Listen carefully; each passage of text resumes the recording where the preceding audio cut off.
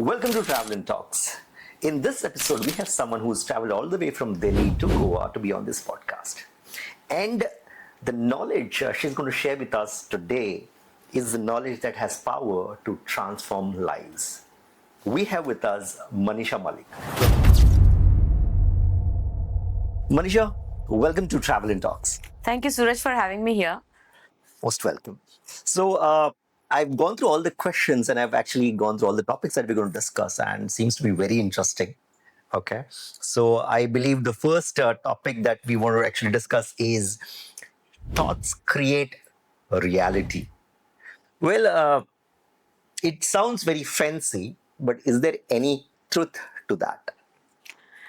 So, yes, thoughts do create reality. And when we say creating reality, does not mean instant manifestations that you thought of something and it happened. No.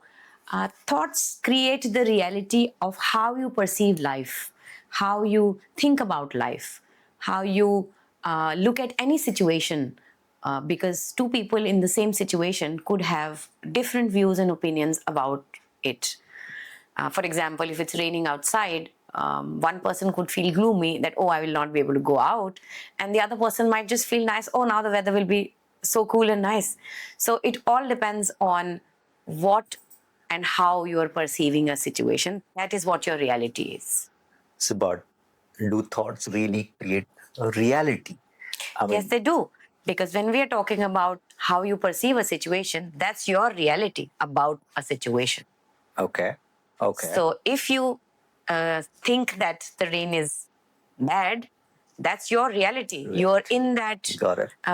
frame that it's gloomy, I will not be able to do things, whatever. The other person who's thinking positive about the same rain is actually happy going out, getting wet in the rain. Because his reality is different. Yes. Yes. Correct. But do you think, is it possible for us humans, to actually have a control over our thoughts or the perceptions that we carry?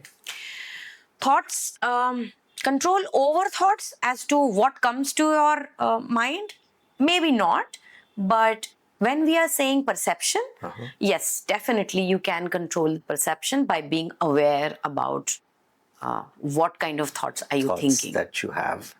Do you think, is there any kind of, specific techniques or the practices that one can actually get into, to have this control over a period of time, and so to be more positive, are there any techniques that we talk about? Definitely, there are some very proven techniques which can not just control your thoughts, but your reactions to those thoughts.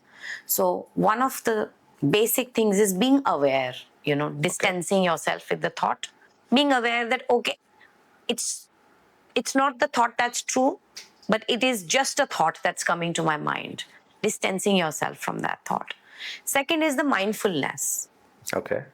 So when we say mindfulness, it's being present in the moment. Okay.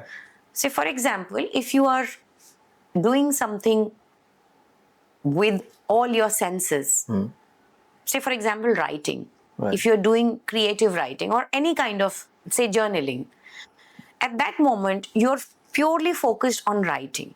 You're not thinking about what happened before, what will happen later. So anytime that you're not thinking about the past or the future or worrying about the future, you are in the present moment. And that's the biggest, I would say, learning for all of us, because we are so distracted these days. So being in the present, is moment. very important. Very important. To control the thoughts. Yes. Okay. So, but see, when we're talking about controlling thoughts or the perceptions that we carry in our regular life, a lot of people, we all do. Do you think that is, kind of a result of how our life has been, or it's our life's conditioning? Yes, definitely. Your entire life as an adult is a result of all that you got in your childhood. And when I say all that you got, it means the kind of opinions that were, given to you. Because as a child, you don't have your own opinions. You're just looking around the world from the lenses of your caregivers.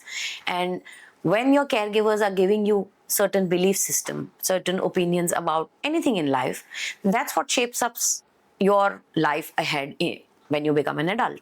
So definitely the environments matter a lot. So I mean, if you can actually help us with an example, to make, for us and the audience to understand better what exactly you're talking. Any adult who has had a happy family and a happy supportive childhood, if you observe them, they're most trusting. They take bigger risks in life because they know that someone has their back. They've always felt supported. So if either their parents or life, they feel that they're supported, and it's a very different way of living. Whereas someone who comes from a traumatic childhood is always very shy to trust, very cautious in spending, very always feeling not enough. And that is what pans out their life, which is. So technically, we are saying that the kind of life that we lived specifically and especially during our childhood, which gets, you can say, engraved in our mind. You call it conscious and subconscious mind, and because of which we turn out to become who we are, or probably the kind of thoughts that. If am I correct? Yes. So all that you learn, receive, observe during the first 7 and maybe even till 14 Okay. is basically the information that gets stored in your subconscious mind. Okay. And programs it a certain way. And when your subconscious is programmed a certain way, that's the only way your life will be, because subconscious mind runs your 99% of your life. That's correct. Well, Manisha, that actually brings us to our next topic, conscious and subconscious mind. So we're going to cover that in the next episode. Thank you.